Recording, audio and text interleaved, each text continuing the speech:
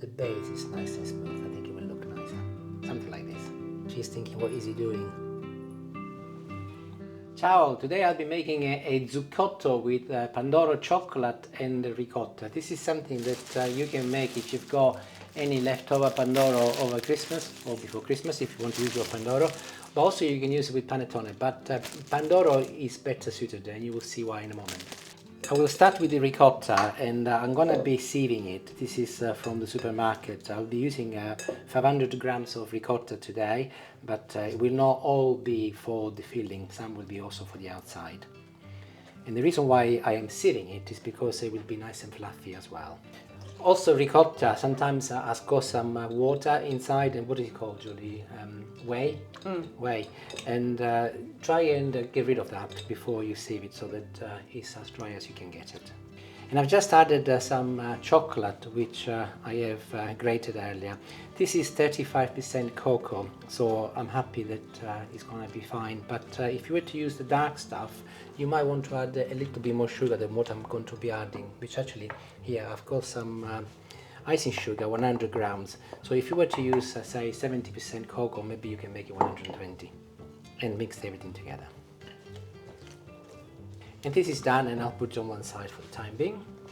And here is the Pandoro that comes out of the bag next. The first thing I'll do, I'll remove the top using a bread knife. I'll just get rid of that. Get rid in meaning that I don't need it for this recipe, but I'm not going to throw it away. And I'm now doing 4 slices, about between 1 and 1.5 centimeter each. And bread knife is ideal for this job, of course. And here is my 4th one. I'm gonna keep this one because I've got another recipe in mind which I will be doing immediately after this video. Will be a Pandoro Christmas cake with an Irish cream, but that'll be a separate video coming out later. I'll show you later.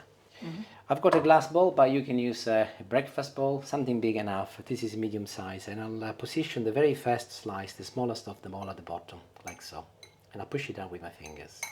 Second and third slice, I'll put one on top of the other, and I'll go along with my knife and cut them in half. And I'll position them inside the bowl now, like so, so that the ends meet with the base. You might have to play with some cutting, so for example here, I'll just remove a little, the same here. And then I'll go along and I'll patch it up with what I've got left, something like this. Looks good. I've just spotted a little hole over here, so I'm gonna be patching it with more Pandoro. So just use your judgment. There's a little hole over here as well, I think. Where is that? Here, yeah. That's fine. This will all be covered with chocolate anyway, but we want to have a good start, of course. Julie's just tested the ricotta and she's giving me the thumbs up. Is that good, Julie? Yeah, it was lovely. Not too sweet, just lovely. And using a spoon, I'm now filling my hole here with ricotta and chocolate.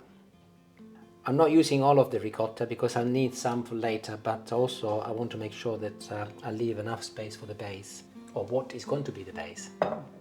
Now let's go to the biggest slice of all, and I'm using a plastic container. You use whatever you have handy, or you could just use scissors if you like. And I'm going to cut it so that I get a circular form, like this. And I'll go and position it on top of the Pandoro here, and I'll squeeze it at the best I can so that it gets a shape, and I'll push it with my hands. The good thing about Pandoro is that it can be modeled quite nicely, so don't worry if it's not exactly the same shape when you're cutting it. You will find that you can adjust it very easily. Nice flat top too. Nice flat top too, indeed. I'll put the lid on. Actually, this is going to be what eventually will be the base, so I'll put it upside down, and I'll place it in the fridge. And if you look, already it's looking very pretty. For a couple of hours, this way down, by the way, or this way up, I should say, and anything between 2 to 3 hours, so that the ricotta will set. So I'll see you in a couple of hours or so. 2 hours or thereabout, and we are ready. I'll turn this the other way around now, so that the base will be the base. And this should just come out quite easily, actually. Let's have a look. There it is. Wonderful. Now, at the beginning of this video, I did say why Pandoro rather than panettone, because clearly with the Pandoro you get this lovely pattern. Not that it matters today because I'm going to cover this with chocolate, but you could leave like that and it will look absolutely stunning as well. But I'll make sure that it's centered because this is going to be my base, and I'll make a chocolate sauce next. And I'll use the same bowl where the zuccotto of Pandoro came out so that I can save on the washing up. And I'm going to be adding more chocolate. This is 110 grams of, again, the same chocolate as before, 35% cocoa. I'm going to be putting it in the microwave 20 seconds at a time, and I'll mix it until it's totally melted. You can do it on the hob as well, but if you've got a microwave, far more convenient. So I'll see you in about a minute or two. And there it is, it's done about minute and 20 seconds altogether. The reason why I did it in 20 seconds parts, by the way, is because if you did it all at once, it would burn. And whereas you mix it in between. Equally well, if you do it on the hob, do ensure that you do not have the hob too high and you keep mixing until it becomes... And on the bain marie is a good idea on the hob as well. Until it becomes pretty much like this. I purposely reserved some ricotta and chocolate earlier, so I'm going to add it now to my chocolate. And as I'm a very kind person, I'm going to leave a little bit on this bowl for a certain lady. And mix it everything together. And this will make a ricotta and a chocolate sauce, which will be absolutely delicious.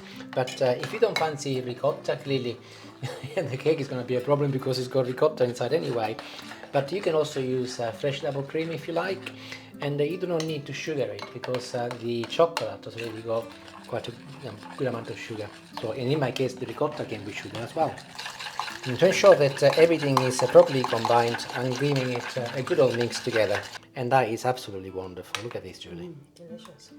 Now it comes the messy part, and do not worry if you make a mess. You can always clean it later. And actually, you do not have to be perfect here either.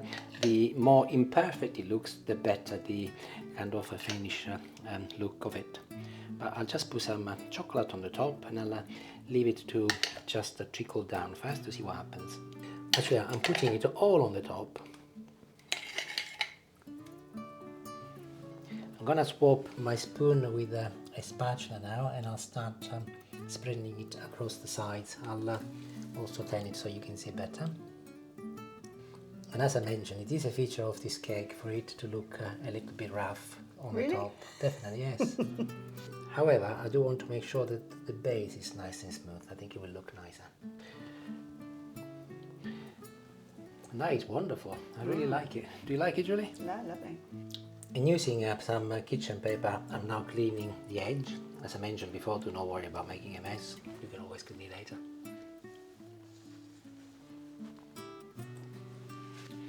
Now this is ready to eat now, but we will have it tonight for dinner, and so I will put it in the fridge to cool down, and later I'll slice it and I'll show you what it looks like on the inside. But before I do that, I'll show you a couple of more little tips. This is icing sugar, so I'll sprinkle just a little at the very top, just enough to make it look very pretty. Something like this. That is enough. Okay. When I went shopping the other day, I saw this napkin holders, actually a couple, we got a couple, and I thought great ideas to use them for Christmas, for decorations. I'm gonna make use of this today in this cake. Now this is gonna give Julie kittens because she's thinking, what is he doing? No, I get it. I'm gonna do a little cut in here, and I'm gonna force him in there like so. And I think he looks absolutely wonderful. That he does. And as I said, I'll put it in the fridge for maybe an hour or two until the cream is cooled down. That would be my preference. But as I mentioned earlier, you can actually eat it straight away, entirely up to you. But if you wait a little bit, when you cut it and slice it, it will come out even better, especially as the cream is nice and solid. So when I slice it, and then I can show you what it looks like. So we just finished our dinner, and time to try the cake. It doesn't feel right to remove this beautiful tree, but it has to be done. Yeah. Put him aside. I'll have a go at him later. I'm sure you will. Ooh, it's nice and smooth, and actually has been in the fridge about 4 hours now, because clearly we left it in there, and the chocolate is lovely and hard. Look at this. I don't know if hard's the right word. Firm, maybe. Firm. Wow. Time to reveal the inside. Mm-hmm. Ooh, Oh, lovely. wonderful. Let's have a little look inside. Lovely. Yeah, it's perfect. I think it's gonna be fine. Let's have a taste with everything. The temptation is to blow. It's much, Don't blow it. I don't need to blow it.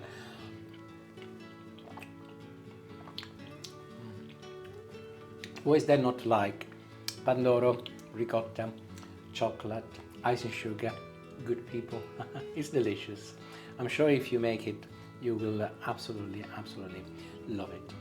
Thank you for watching and until next time, ciao ciao.